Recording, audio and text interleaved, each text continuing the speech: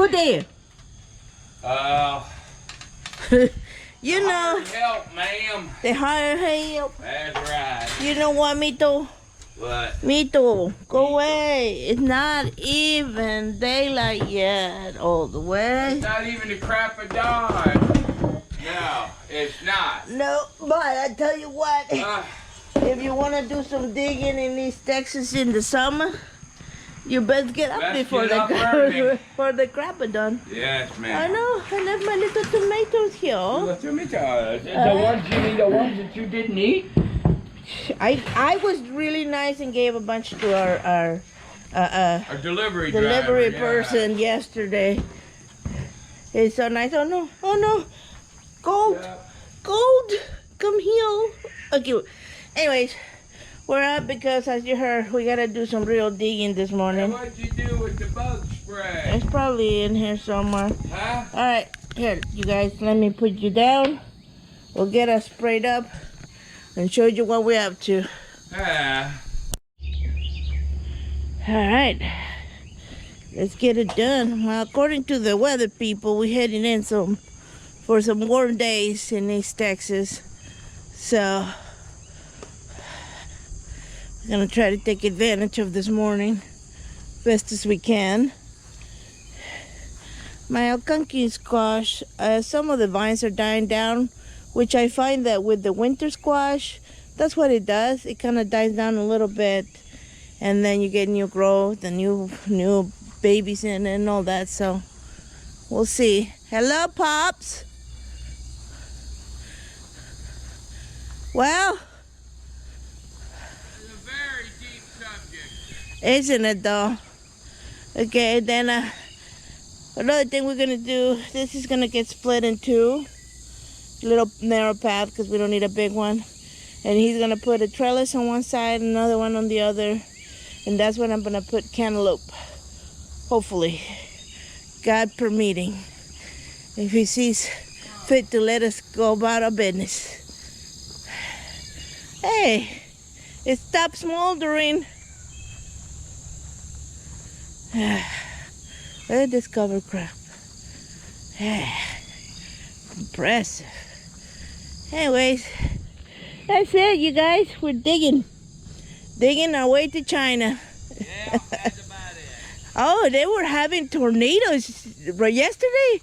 Yesterday was the 23rd. That's just terrible. Where's my shovel? It's right here. Where? Oh. I brought it. Oh, thank you. I was gonna say you came all the way down, didn't bring me my shovel. Oh, that's not true. Yeah, they were having tornadoes. Did you see? Remember how terrible that was in China? China's getting tore up. Oh, and didn't they? Was it them too that had a year's worth of rain in 72 hours? Absolutely. It devastated them. Crazy. It's terrible.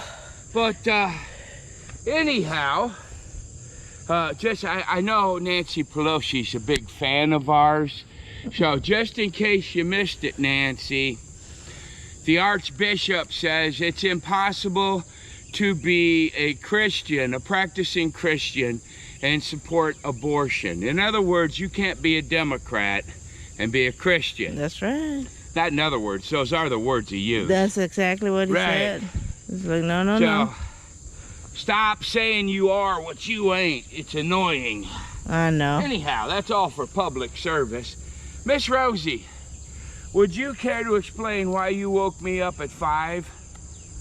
Well, cause. Well, you said you ain't get up. I want to make sure you didn't miss your window. All right. Well, this is our job today, you guys. Yes. Dig, diggity dig. All right. We love digging.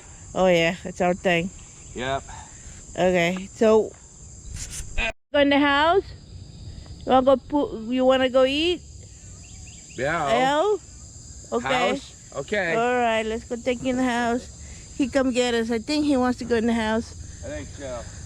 Hey, Pinksy. Pinksy. Rosemary. He does not like you. That cat does not like you. Hi, Pinksy. Oh, let's see if I can do this. without getting myself all scratched up. Rosemary! There you go. All right. So, let me walk back through here. And, yeah, that looked pretty good, huh, Rosie? Ooh, there goes the wife. It is break time. Oh, Lord, this is going to be rough today. It's hot, it's humid, and the sun's not even up. See? But, whatever. All right, folks. We shall show you again. Old people break. Old people break. Yes, it's going to be a beautiful day. It's just going to be hot today. So, Yeah. once again, I was yelling, not yelling. I went into my son's room yesterday because he works outside all day, and today he was particularly sun. oh, he was. Kissed, Yeah, he looked bad last night. And he's like, "Oh, Mom, you know." I said, "Well, remember the Gatorade part?" Because he was drinking lots of water when it started to get hot, and he had one day where he was feeling not that good. And I'm like, "Well, what are you drinking?" And he's like, "Mom, I drink plenty of water." And it's like, "Well, yeah, but when you sweat like this, water is not enough. You gotta have a little bit of sugar on it, a little bit of electrolytes on it, so that you don't, you can replenish the salt in your body." So he's doing better. Yeah. And I went in yesterday, and he's like, doesn't want to hear it, and I told him, I said, "You need to do something about it. He just refuses to wear a hat, that boy." That's, all right. I shall tell you something that he told me not to tell you. When it gets hot, he does wear a hat. He says, "Just don't tell Mom. I don't want to give her the satisfaction." He told me he didn't. I don't know. Anyways, the point is, he said something about sweat gets in his eyes and they gets wet and he doesn't like the feeling or whatever. But that wasn't it. But I told him, I said, well, he's nearing 19 and, he thinks he's a young man and he doesn't need mommy all over him. But I told him, I said, exactly what my mom told me. You could be 30, 40, 60, or 100 with grandbabies and great-grandbabies, and he's still going to be my baby. Mm-hmm. And when I come around, I'm going to bug him every time. So just get used to it, right? Let me tell you something. I remember when I was 19, I knew everything. Mm-hmm. I didn't get stupid till I got older. Yeah, he got... But I got this lotion that we got for Abby because when she got sunburned, and I gave, he listened. Sure enough, he got out of the shower. He's like, "Oh, Mom, where's that lotion you said?" That's funny. He's funny. He is. Kid. Actually, it's really cool. I mean, here's the thing. There's 18 months difference between my two sons. Michael, he's my oldest. He is, and you really see it at times. It's like when I was teaching them how to shoot. It was like the younger one, Joshua. He's like, oh, he wants to make everything a competition. He's going to be this much better. He's going to do this. He's going to do that. And it's really kind of funny to watch. I mean, but there's a huge difference in those ages at 18 months, right? And then when they get older, it's like Josh is caught up to Mike as far as maturity. When, Mike got his job, he starts making a living. And, I mean, they're really good kids. These are kids that carry money in their pocket or will run to an ATM machine in the rain to give someone money that they think needs money. So we did something right, or we just got lucky, or God intervened. I don't know. But they're really good kids. But anyway, my point was, it's like Mike knows everything, and he's 19 years old. He's a Goliath amongst people his age. Josh is 17, and he's the same way. But Josh made a conscious decision at 17. He says, nope, I'm going to be an adult. I'm going to go out, I'm going to find a job, and I'm going to make my own way. And I'll be damned if he hasn't done it. And I mean, both of them really like working. They work hard. You don't have to I mean, they're up. They're ready to go to work. I mean, yeah, they're willing to put in the extra. I mean, I couldn't be more proud of these boys. If I, you know, there's just no way I could be. Yeah, But, they're up and ready to go, and we don't have to tell them, remind them, or nothing. But if y'all remember 19, you thought you knew everything. You know, you was 10 foot tall, ow, and bulletproof. Bulletproof. Right. Yeah. Anyways, he occasionally listens. I keep to remind him, Michael, when is the last time I led you astray? Ah, yes. Yeah. Anyways, we're gonna finish our quick break and get back to it. Today. What's your matter? What's the matter? Somebody barking at your house? Well, it's almost there. At least this section. This part. We just need to edge it. Yeah. And rake it. Rake it. And then cover crop it. And that's it. When we rake it, it doesn't have to be perfect. Oh. No. Because we're not putting crop in there, we're just putting cover crop. But, oh my, you get a little breeze here and there, and it just feels like a blessing. Yeah, you people missed it. We was having lively discussions. Oh yeah. On the their Bible today. Oh yeah. Yeah. And woo, Lordy. Yes, sir. It's there though, not the edge. Yes, ma'am. But we're just talking about all the things that are going on right now in the world. Absolutely. We were talking about how absolutely in this day and age, politics is most definitely religion. I mean, it's most definitely related to religion. And your political stance lets people know right off the bat what kind of person you are. Absolutely. I mean, yeah. But hey, just like this, I ain't telling no one to live my life. That's right. You can only live your own life. Y'all gonna find out when it's time to find out. And I pray for you. That's right. You know, as many as possible to come through this way. Because there's only one way through, and it's the narrow way. The narrow. Yeah, you know, what is it? Yeah, this explains it better than I ever could.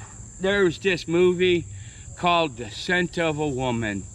And this blind retired colonel, he's giving this speech in front of a school to protect this boy that did him a good turn, right? And he sits there and he says, you know, there is right and there is wrong. He goes, all my life, unequivocally, I knew right from wrong. I knew the right path. And he goes, but I never took it. He says, do you know why? Because it was too damn hard. Yeah. And that sums up politics. It sums up religion. I mean, you know right from wrong. Yeah, you do. All right? I mean, you absolutely do. You absolutely know that this insane dementia pedophile in the White House did not get 81 million votes, not legal votes, all right? When you have states that have 200 and 300,000 more votes than they do registered voters, and miraculously, that's the amount he wins by, come on, man. Here's the thing. I mean, we were watching, he was watching a YouTube thing, and they had a young man. I don't know, was he had the transgender or something? Maybe he had the operation, I don't know. You couldn't tell. First of all, when the video started, I couldn't tell if he was a boy or a girl. Turns out, I thought he was a girl, because he was talking about going to gynecologist. Yes. Anyways, he goes to the gynecologist, and turns out he was a boy.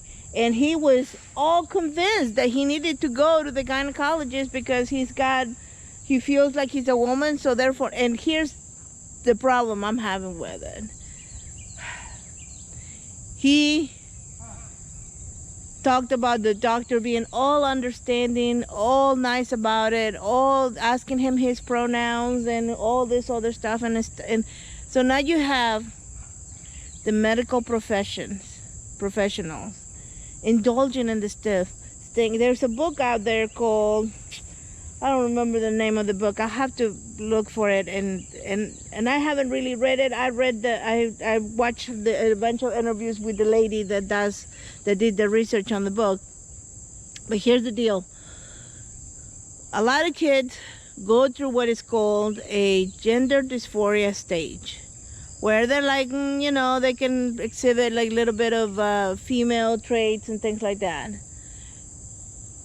99% of the time, 99% of the time, these kids, once they hit puberty, they outgrow it and they move on to have good, happy lives. There's a few that just don't. But now we are interfering with that process in the beginning. They're giving the kids hormone blockers so that they can pause time and figure out who they are. Are you kidding me? I'm almost 50 years old and I'm barely starting to figure out who the heck I am, okay?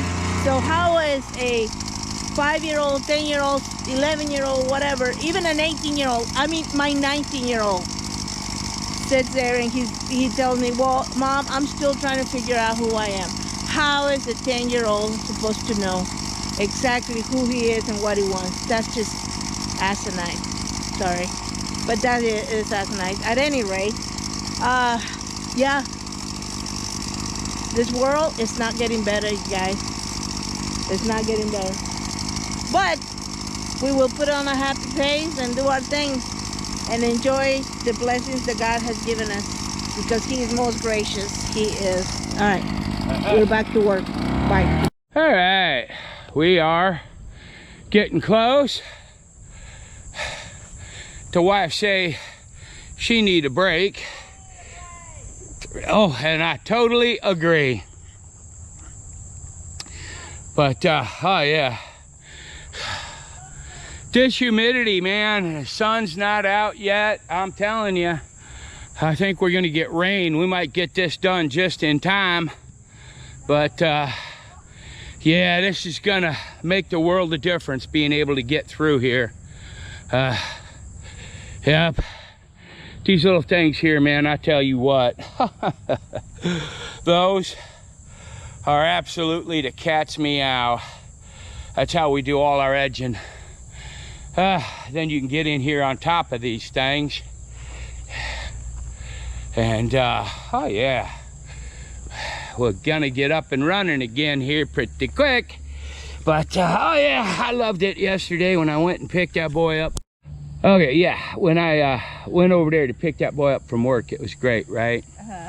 He says, you know, Dad, he says, I'm not perfect, and I kind of fear, you know, that, you know, on judgment, that, you know, because I'm not perfect.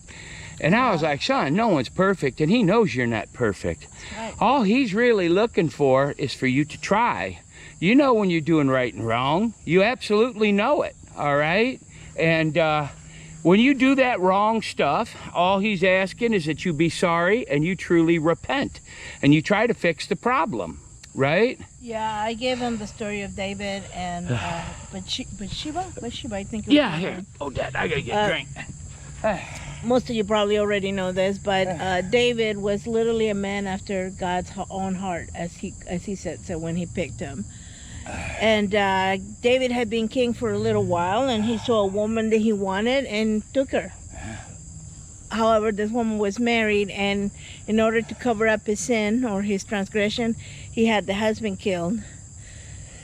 And God sent one of his prophets to talk to him and essentially told him a parable, and David was outraged, and he says, you're the man of the parable. And here's the difference. Here's the essential difference between us human beings in this world. David word where I have sinned. He knew it.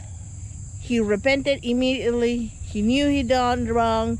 He was an absolute king. He had absolute power, you know. So power can tend to corrupt people absolutely. Oh, yeah. But that's the difference. A lot of people will get caught in in a transgression, and they will try to justify their way out of it in any way they can. And we've gotten to our justifications to the point that a lot of people say God doesn't exist, or God doesn't care, or if God is this way, then why would I believe in a God like that, etc., etc. There's all these things. There's all the justification that people do, right? Just to not have personal responsibility. Yeah, everything, it goes down to personal responsibility. You know it's wrong, but it feels good to you, so you're going to go ahead and do it anyway, and say, no, there is no. Yes, there is. He's watching, all right? I mean, come on, look, you people, for the most part, you know you're wrong. That's why you get so upset if someone tells you a fact. Yeah. It makes no sense to me. But, I mean, and it's like kids these days, I mean, Jesus, criminy. Sorry, but yeah. I mean, y'all don't know what bathroom to use, let alone, tell the difference between a boy and a girl. You are confusing sexuality, all right, with gender. And they're two different things. Whatever you do in your life is in your life, but don't expose my children to it, all right? Don't expose my children to your racism. You're nasty people. You stay away from me and my family. Here's a story I heard in one of my sermons. It's like a little parable story. Satan was sitting in his throne, and he was trying to figure out how to come down and make sure that humans stayed sinful. And wow, that's nice. And one of his little demons came down and told him, he says, hey, I could go down there and tell them, that was nice, that was great, that hell is not real. And the Satan goes like, yeah, okay, and let me think about that. And another little demon came out and he says, well, I'll tell them the heaven is not real. And God, Satan is like, maybe. And one of the little demons says, hey, I got an idea. He says, go ahead. He says, yeah? He says, go ahead. What is it? He says, I'm going to go down there and tell them that they have plenty of time. Yeah. So if you think, that you got plenty of time to go ahead and have all the fun in the world and mess around with all these things that are going on in the world, don't kid yourself. Yeah. Don't kid yourself. Oh, that is just fantastic.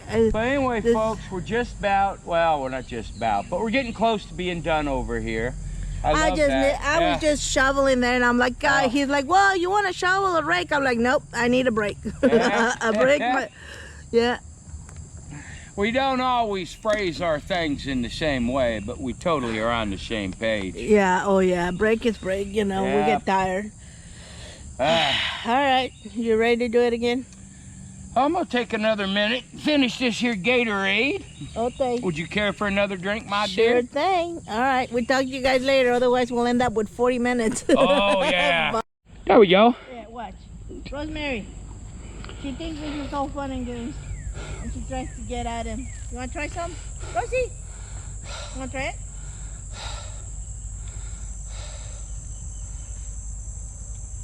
She said, wait, that's not... No, you gotta have something else. Nothing to eat, sweetheart. Yeah, she thinks it's all fun and games. There she goes. She said, let me look. There might be something better in there. Yeah. There ain't, sweetheart, I promise you. Okay, so. Whew, this is what she looks like. Isn't she gorgeous? Yeah. You're so sexy, baby. Yep. There's the edges. And 1, 2, 3, 4, and 5. Well, this is the cover crop. I think this is hemp, right? This is hemp. So. It tolerates the heat, it tolerates the drought. So we'll see. But we got to get nutrients back in here. What happens is this stuff, this is not hemp, this is, I don't know. I think that was on hemp too. It was hemp too? Yeah, all right, so this was hemp too. What it does is it grows really long roots, okay? And the roots put the nutrients back into the soil. Yeah. Right? Yeah. Then, when we get ready to here in about a month and a half to 2 months, yeah, I can turn it. I'll turn it with probably my small cultivator. yeah. I'll mow it down real good. I'll turn all that in. We have the beds. This should control the water. Anybody, well, the 2 people that watch us consecutively know that this year we have battled with water. We've got, we put a driveway through the bed. It used to be one solid bed, 65 feet long, 70 feet, somewhere around there. And we had a whole problem with the water sitting here because our property is high in the back and it goes downhill. So it washed out all our compost. So, this is what she looked like when she finished. Yeah. Yep, there's my dog. There's my wife. We're gonna follow it up with brassicas here. Brassicas are one of those things, crops that does not require super densely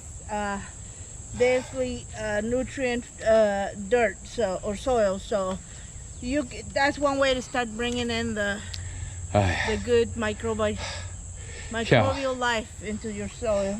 Here's a funny story, right? My boys, they yell at me because my hat looks nasty, right? Kind of smells bad too, tell you the truth about it. But anywho's. Yeah, and you have a problem with a wife that don't do laundry. But anywho, so yesterday I went to Tractor Supply and I was gonna get me a hat.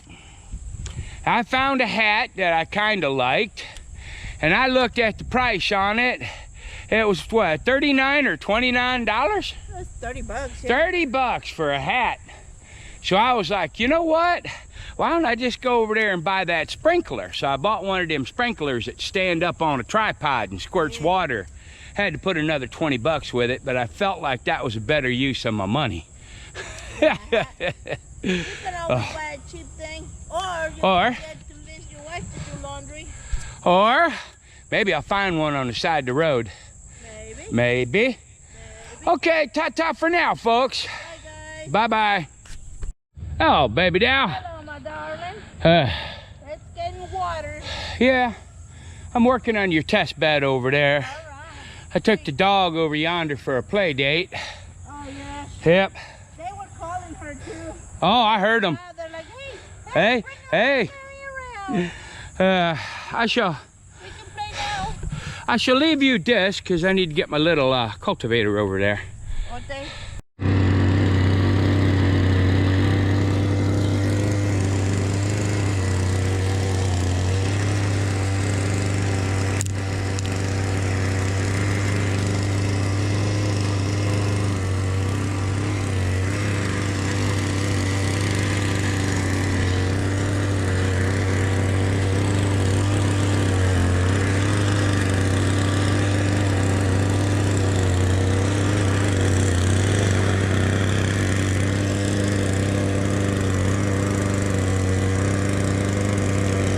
You guys, here's a little update.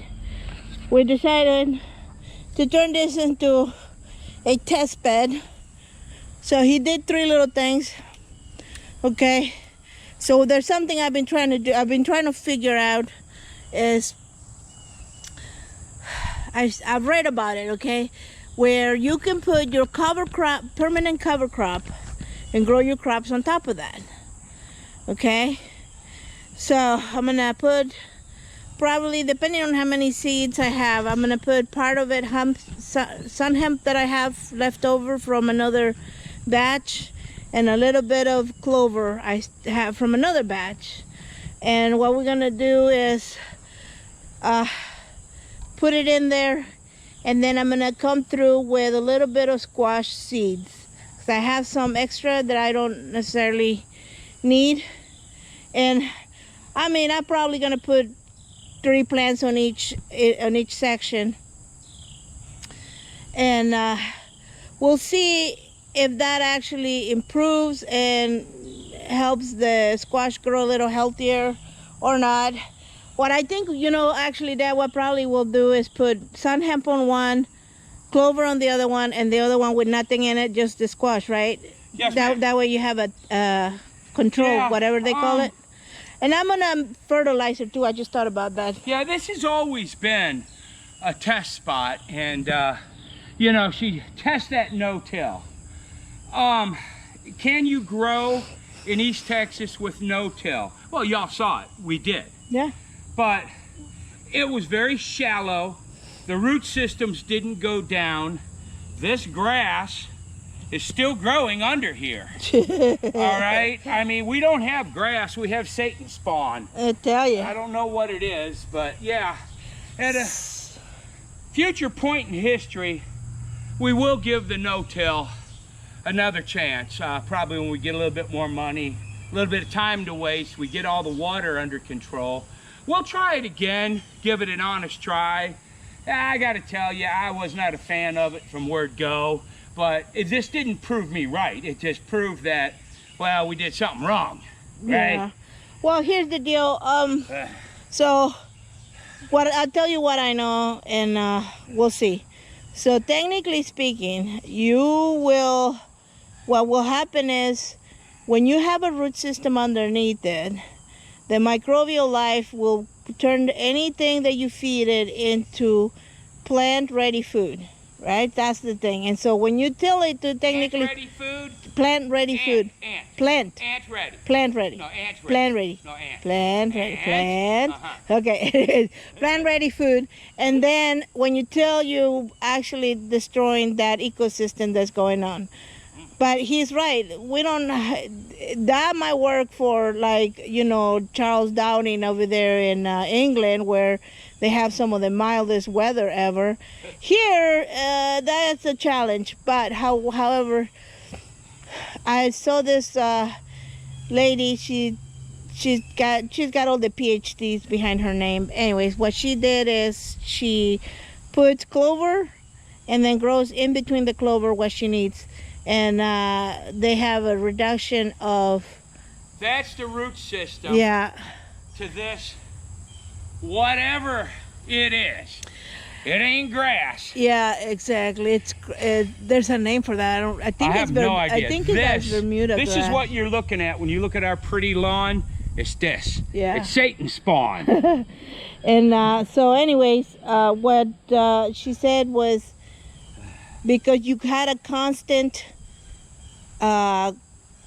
root system with the clover and the cover crop that she has, that they had to use a lot less fertilizer. So we shall see. But this is done. Now I'm just gonna... The good Lord telling us, wrap it up, folks. You're done working for today. We're done for today. Yeah. All right. We'll let you know. Bye-bye. Video no more. I do. Oh. I tell you guys, we always forget to say goodbye. Yes. We just kind of end wherever we're done, and we're done. That there was a hump dinker. That was a long job. Yes, sir. But that's the one thing here. You got to adapt, Absolutely. But I think we do have that the water sorted out. At least I hope we did. Third time's a charm for sure. It's what I believe. Improvise, adapt, overcome. That's what you got to do in East Texas. That's right. But yeah, so we'll see. At any rate, we're done for today, and tomorrow's church day. So. Tomorrow's church day, so unfortunately we're that not means working outside. She's got to do a load of laundry because I ain't got no clean pants. All right. I shall do laundry then. Because I have no choice. Oh, we can wake the kids up, have them do laundry. Nah, I don't mind it. I mind it and I don't mind it. You see, what I mean? You like it after you've done it?